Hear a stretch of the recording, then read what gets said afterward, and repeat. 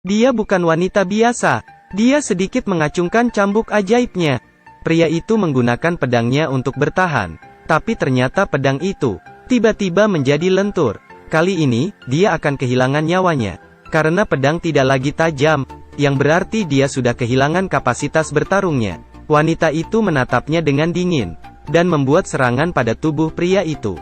Hanya setelah satu cambuk, pria itu segera menjadi patung. Sudah jelas itu, dia bukan yang pertama menderita ini. Film fantasi 2021, The Last Warrior, Root of Evil.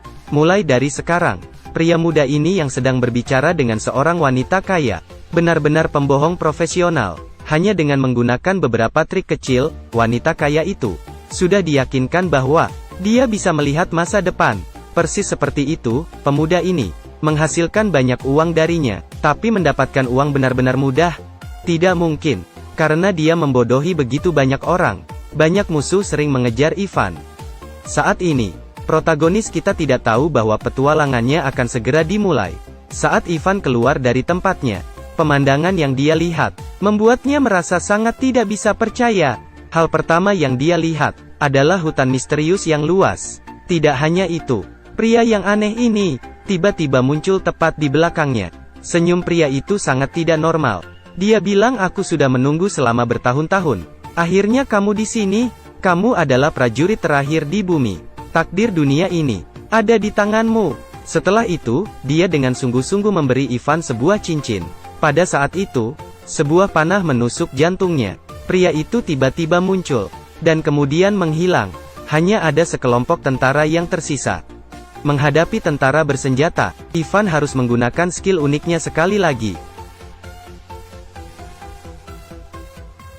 Seperti itu, sangat jelas. Keterampilan uniknya tidak berguna setiap saat. Hanya dengan itu, Ivan dibawa ke raja tanpa alasan sama sekali. Tapi ketika raja tahu cincin Ivan sama dengan miliknya, sikapnya langsung berubah, memanggilnya saudaranya. Ternyata Ivan adalah putra mantan raja. Raja memanggil ratu keluar, menuntutnya untuk menyiapkan kamar yang nyaman untuk Ivan. "Apakah kamu pernah melihatnya?" "Yeah. Dia wanita jahat di awal video ini." "Apakah Ivan benar-benar mendapatkan kamar yang nyaman?" "Tidak mungkin." Ratu meminta penjaga untuk membawanya ke penjara. Ivan belum menemukan jawabannya. Adegan yang akan dia lihat akan sekali lagi membuatnya merasa tidak percaya. Dia melihat seorang pria yang keempat anggota tubuhnya terpisah. Mereka semua terperangkap di dalam balok es besar. Sangat aneh, pria itu masih hidup. Saat Ivan masih bingung, seorang gadis muda dan seorang wanita tua masuk ke penjara. Mereka dengan terampil memotong rantai dan memecahkan balok es. Bergabunglah dengan keempat dombanya lagi. Pria itu meregangkan anggota tubuhnya.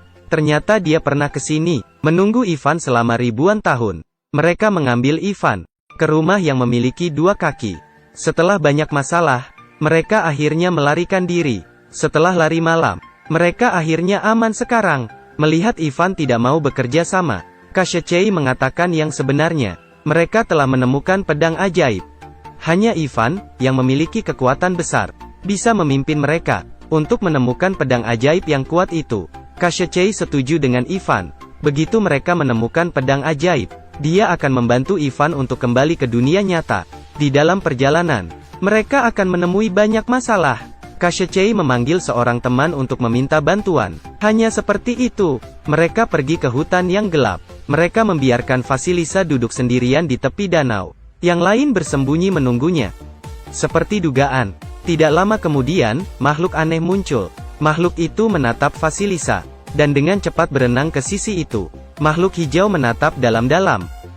Seorang gadis cantik yang sedang duduk di tepi danau, melihat tidak ada orang di sekitar. Dia dengan cepat berenang untuk mendekatinya.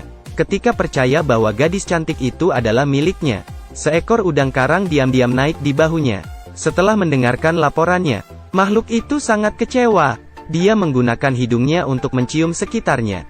Ternyata gadis itu memiliki bau yang unik. Makhluk hijau tidak tahan. Makhluk itu sangat marah, mulai menyerangnya. Untungnya yang lain muncul tepat waktu, menghentikan makhluk itu dari kehilangan kendali. Ternyata itu teman Kashechei, dan juga Duyung, karena hanya dia yang bisa membantu mereka. pergi ke jalan kematian. Merman tidak mau bekerja sama. Mungkin karena dia tidak senang dengan Vasilisa. Baba Yaga sepertinya memikirkan ide yang brilian. Dia menuangkan setetes air biru ke apel yang berakar. Ajaibnya, apel berakar menjadi apel manis yang berair. Baba Yaga menggigitnya. Setelah itu, seorang wanita cantik muncul di depan duyung. Lihat ekspresinya. Kita bisa melihat, dia suka tipenya. Seperti itu, mereka berhasil membujuk duyung itu untuk bergabung dengan mereka menemukan pedang ajaib. Pada saat yang sama, ratu dan tentaranya hanya beberapa meter dari mereka. Sang ratu mencelupkan cambuknya ke dalam danau. Airnya langsung direbus. Udang karang itu hanya bisa menceritakan segalanya padanya. Di sisi lain, tim akhirnya sampai ke jalan kematian. Melihat ikan besar di sungai. Sekarang tugas duyung yang harus melakukannya. Dua wanita membawanya ke sana. Dan tunggu penampilannya. Apakah dia berguna? Tidak sama sekali. Ternyata sungai ini tidak di bawah kendalinya lagi. Ikan sama sekali tidak takut dengan duyung ini. Duyung mereka hanya bisa melompat ke dalam sumur. Pada saat itu, tentara ratu telah mengepung tempat ini. Tidak punya cara untuk kabur. Mereka hanya bisa mengikuti duyung, melompat ke dalam sumur. Karena airnya, penampilan Baba Yaga kembali normal. Ini membuat duyung semakin kesal.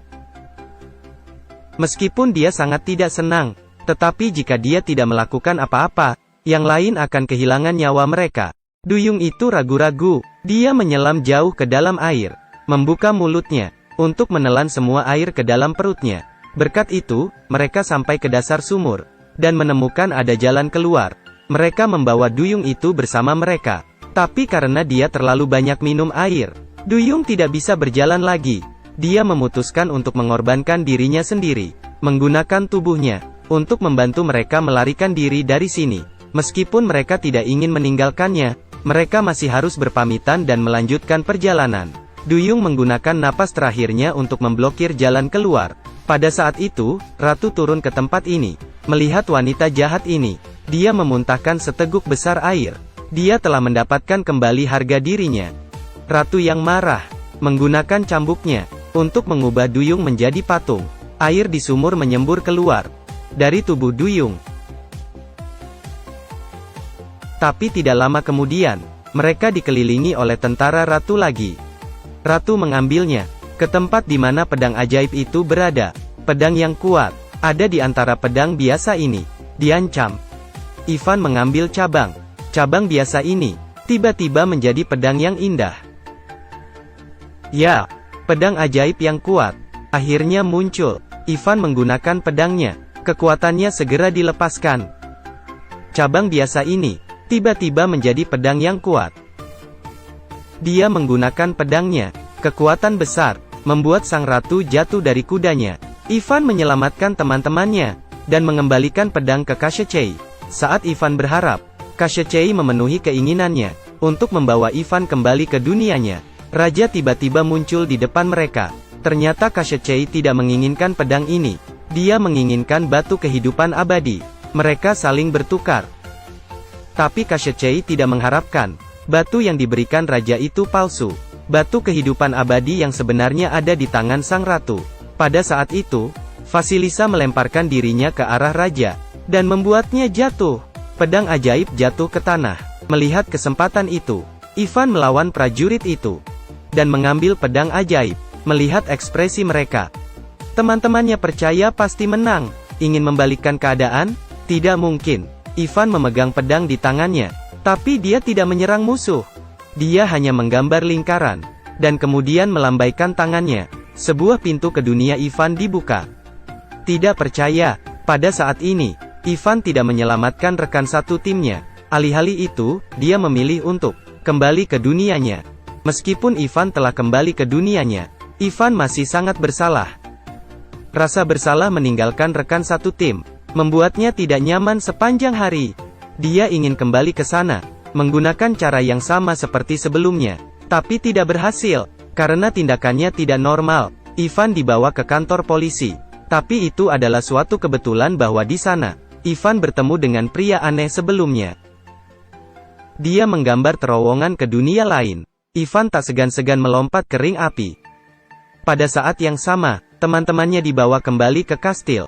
Mereka akan kehilangan nyawa mereka. Raja dan ratu berpakaian bagus. Karena hari ini adalah hari yang penting. Saat ada gerhana matahari. Jika raja meletakkan batu di atas pedang, kekuatannya akan abadi. Sama seperti Koshchei. Tetapi pada saat itu, Ivan tiba-tiba muncul. Dia mengeluarkan pistol, berniat untuk menghentikan raja. Tapi raja tidak peduli sama sekali. Dia dengan hati-hati menempelkan batu dan pedang bersama-sama. Saat gerhana matahari, raja muncul di belakang Ivan. Pada saat itu, tidak ada jenis serangan yang dapat menyakitinya. Koshchei tahu bahwa raja sekarang abadi. Batu dan pedang dihubungkan bersama.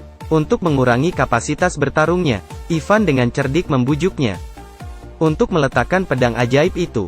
Lanjutkan pertempuran antara dua prajurit. Tapi kekuatan Ivan jauh lebih buruk daripada raja. Tidak lama kemudian, dia hampir dikalahkan.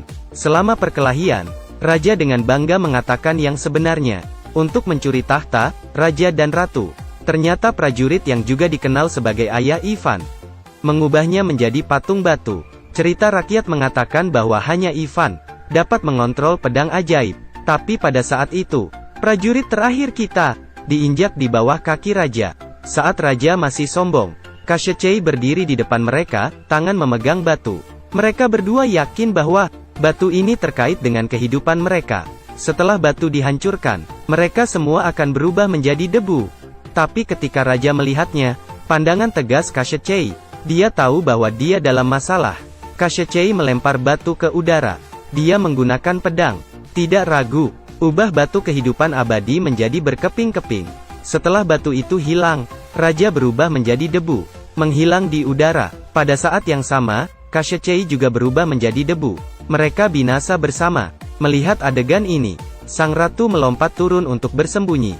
Setelah itu, semua orang yang berubah menjadi batu kembali hidup. Hari-hari yang damai kembali lagi. Film berakhir di sini. Jika kamu suka dengan video ini, ingat untuk mengikuti saya, karena video berikutnya akan sangat menarik.